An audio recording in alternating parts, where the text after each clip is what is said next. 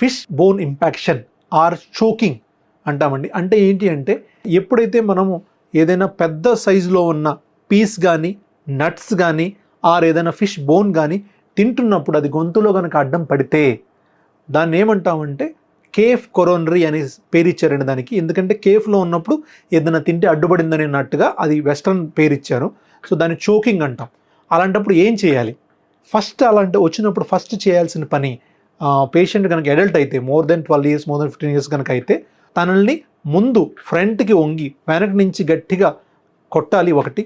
ఇంకొకటి వెనక నుంచి పట్టుకొని వాటేసుకొని గట్టిగా ఒక కుదుపు ఇచ్చినట్లయితే వాళ్ళకి పాజిటివ్ ప్రెషర్ ఇవ్వాలి చెస్ట్లో నుంచి. అంటే చెస్ట్లో నుంచి లంగ్స్ని ఒత్తేసి ఒక థ్రస్ట్ ఇవ్వాలి. అప్పుడే కింద నుంచి ఏదైతే అడ్డుపడిందో ఇక్కడ అది ముందుకెళ్ళి వచ్చేస్తుంది.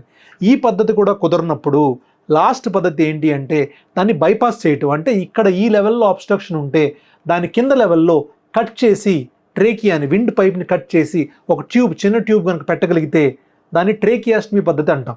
ఆర్టిఫిషియల్ ట్రేకియాస్టమీ పద్ధతిలో చిన్న ట్యూబ్ పెట్టగలిగితే దీన్ని బైపాస్ అయిపోతుంది పైది. కాబట్టి లంగ్స్లోకి ఎయిర్ వెళ్ళిపోతుంది. లంగ్స్లోకి వన్స్ ఎయిర్ వెళ్తే మొదలుపెట్టిన తర్వాత చిన్నగా పేషెంట్ని హాస్పిటల్ షిఫ్ట్ చేసుకొని ఏదైతే ఈ పైన ఉందో ఇంపాక్ట్ అయిందో దాన్ని మనం బ్రాంకోస్కోప్ పద్ధతి ద్వారా కానీ ఓపెన్ పద్ధతి ద్వారా కానీ కట్ చేసి తీసుకోవచ్చు. ఎందుకంటే ఆల్రెడీ మనం ఎయిర్వే సెక్యూర్ చేసేసాం బైపాస్ చేసి. సో కాబట్టి మనం ఈ 3 పద్ధతుల్లో ఇక్కడ ఉన్న ఇంపాక్షన్ అప్పర్ ఎయిర్వేలో అబ్స్ట్రక్షన్ ఏమైనా ఉంటే చోకింగ్ ఏమైనా ఉంటే దాన్ని మనం ఓవర్కమ్ చేయవచ్చు.